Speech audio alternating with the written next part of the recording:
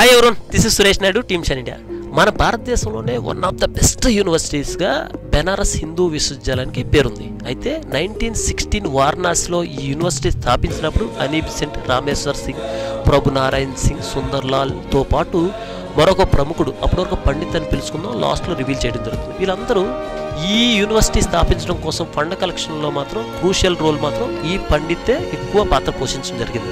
అయితే కలెక్ట్ చేసే ఫండ్స్లోని 60% ఈజీగా కలెక్ట్ అయినప్పటికీ కూడా రెస్ట్ ఆఫ్ ద 40% ఫండ్స్ మాత్రం అంత ఈజీగా దక్కలేదు. అయితే దీనికోసం హైదరాబాద్ సంస్థానానికి అధిపతి నిజాం గురించి తెలుసుకోవడం జరిగింది. వెంటనే పండిత్ హైదరాబాద్ రావడం జరిగింది. పర్మిషన్ తీసుకొని రాజమండ్రిలో కూడా వెళ్ళారు. అయితే పిసినారైన నిజాం దేనికోసం వచ్చావని పండిత్ని అడిగిన తర్వాత, పండిత్ ఫండ్ కలెక్షన్ కోసం మీ దగ్గరకు వచ్చావంటే షౌటింగ్ తోని, హౌ డేర్ యూ, హిందూ విశ్వవిద్యాలయ స్థాపన కోసం నా దగ్గరకు ఫండ్ కలెక్షన్కి వస్తావా అని తాను వేసుకున్న షూని పండిత్ మీదకి ఇసరడం జరుగుతుంది. మందిలో అంతా షాక్. పండిత్ మాత్రం ఆ షూని పట్టుకొని రాజమండ్రి నుండి బయటకు వచ్చేస్తాడు. అయితే ఈ రాజమండ్రిలో అంతా ప్యానిక్ సిచ్యువేషన్, షాక్ అవుతారు కదా. అందరికన్నా ఎక్కువ షాక్ అయింది మాత్రం నిజమే. ఏంది పిచ్చోడు ఎంత పెద్ద షౌటింగ్తో షూ ఇసిరితే ఎటువంటి భయం లేదు, బెరుకు లేదు, పిచ్చోళ్ళ ఉన్నాడు, ఏం జరుగుతుందో చూడండి అని తన ప్రతినిధులకి ఆజ్ఞాపిస్తాడు. ఈయన ఎవరైతే పండిత్ ఎక్కువ ధనవంతులున్న ఏరియాకి వెళ్ళి సాయంత్రం 4 గంటలకి నిజాం తాలూకా షూ వేలం ఉంటుందని ఒక ప్రకటన జారీ చేయడం జరుగుతుంది. నిజాం తాలూకా షూ వేలంలో ఉందని నిమిషాల్లోనే ఈ వార్త హైదరాబాద్ సంస్థానం అంతా పాకేయడం జరిగింది. నిజాం దగ్గరకు వచ్చి ఈ ప్రతినిధులు ఇలా చెప్తే, ఇందాక నిజాం షాక్ అయ్యాడు కదా, దానికి 10 షాక్ అయ్యాడు.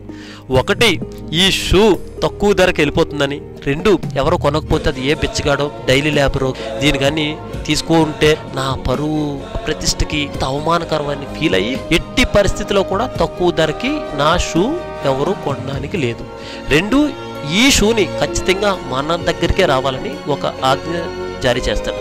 సాయంత్రం 4 గంటలకి వేలం స్టార్ట్ అవుతుంది. ఆ వేలంలోని వేలాది మంది గ్యాదర్ అయిపోయి ఫాస్ట్గా పెరిగిపోతాయి ప్రైసెస్ పెరిగిపోతే రాజు తాలూకు ప్రతినిధి కూడా చాలా షాక్ అయిపోతారు. అయినా కానీ రాజు ఆజ్ఞని శిరసా వహించాలనే ఉద్దేశంతో అత్యంత ఎక్కువ ధరకి, ఎంత ఎక్కువ ధర అంటే ఈ హిందూ యూనివర్సిటీ కోసం కావాల్సిన రెస్ట్ ఆఫ్ ద 40% ఏదైతే ఉందో ఆ ఫండ్, దానికి 10 పైనే వేలంలోకి వెళ్ళిపోతుంది. ఫైనల్గా నిజాం తాలూకా ప్రతినిధులే ఆ వేలంలో ఆ షూని దక్కించుకోవడం జరిగింది. అయితే ఇందులో మనం గ్రహించాల్సిన నీతి ఏంటి? ఎటువంటి సిచ్యువేషన్ అయినా ఫేస్ చేయాలి, ప్యానిక్ అవ్వకూడదు. షూ తన మీద వేసినప్పుడు ప్రెజెన్స్ ఆఫ్ మైండ్ ఏదైతే అప్లై చేశాడో దాన్ని మన లైఫ్లోని అప్లై చేయాలి. సో మీకు ఫస్ట్ నేను చెప్పాను కదా, పండితుని రివీల్ చేస్తానని. ఆ పండిత్ ఎవరో కాదు, మచ్చలేని పండితుడు మహాజన్, ప్రిన్స్ ఆఫ్ బెగ్గర్స్ అని అంటారు. కుక్లో ఏమన్నా అతనికి 2014లో భారతరత్న పురస్కారం కూడా దక్కింది. అతను ఎవరు, ఈ నిజాం తాలూకు పేరేంటి, మీరు కమెంట్ సెక్షన్లో పెట్టండి. Thank you so much.